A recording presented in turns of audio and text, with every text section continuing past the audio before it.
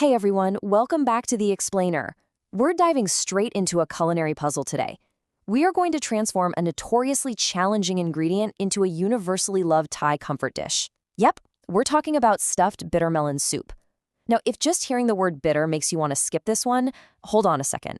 The source material we're unpacking today is an absolute masterclass in culinary science, flavor balancing, and some really clever kitchen hacks that will completely change how you view this vegetable. So here's the ultimate culinary paradox, right? How on earth do you make a delicious bitter melon soup for someone who absolutely hates bitter melon?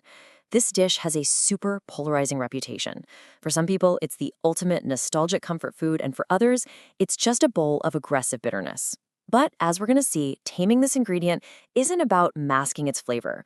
It's actually about using specific structural preparation techniques to soften its punch, creating a beautifully balanced, savory broth that even the biggest skeptics will want seconds of. Here is our roadmap for today. 1. Conquering the bitter melon. 2. The magic of Gler. 3. The Rambutan meatball hack. And 4. Building the clear broth. Let's get right into it. Okay, section 1. Conquering the bitter melon and taming that bite. You know, the journey to a mild soup actually starts right in the produce aisle. The skin of the melon literally tells you exactly how it's going to taste. It's all about the bumps, or what are often called the eyes. See those tight, closely packed bumps? Yeah, that means it's going to be incredibly aggressive and super bitter. But if you grab a large melon with widely spaced bumps and kind of stretched out eyes, you're naturally selecting a much milder flavor profile. It's the absolute first step in choosing the right melon and making this dish work. Now, once you slice it open, the real physical prep begins. The enemy here, it's that white, spongy pith inside. You want to grab a spoon and use the handle to scrape out absolutely all of that white pith until you hit the firm green flesh. Then rub some coarse salt directly into those inner ridges. That literally pulls the bitter juices right out. Give it a quick soak in salt water while you prep everything else, and you're good to go. Moving on to section 2. The magic of Gler, the Thai flavor foundation. Okay, to build this savory side of things, we need to talk about the aromatic core of Thai cooking. To marinate our 300 grams of minced pork. Enter Gler. This is affectionately known as the Three Buddies, and it's a foundational paste made of equal parts garlic, coriander root, and white pepper. But here's the absolute key to making it so incredibly fragrant and appetizing. You cannot blend this. You really have to pound it in a mortar and pestle. Crushing the cell walls by hand releases these amazing earthy essential oils that a food processor just totally misses. It smells unbelievable, and it takes the meat to a whole new level.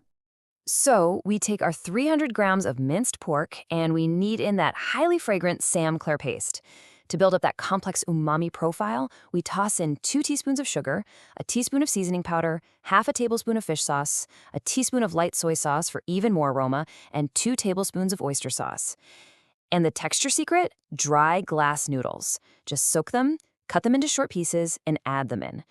You want to vigorously knead all of this into a sticky, cohesive mass, then let it rest in the fridge for an hour.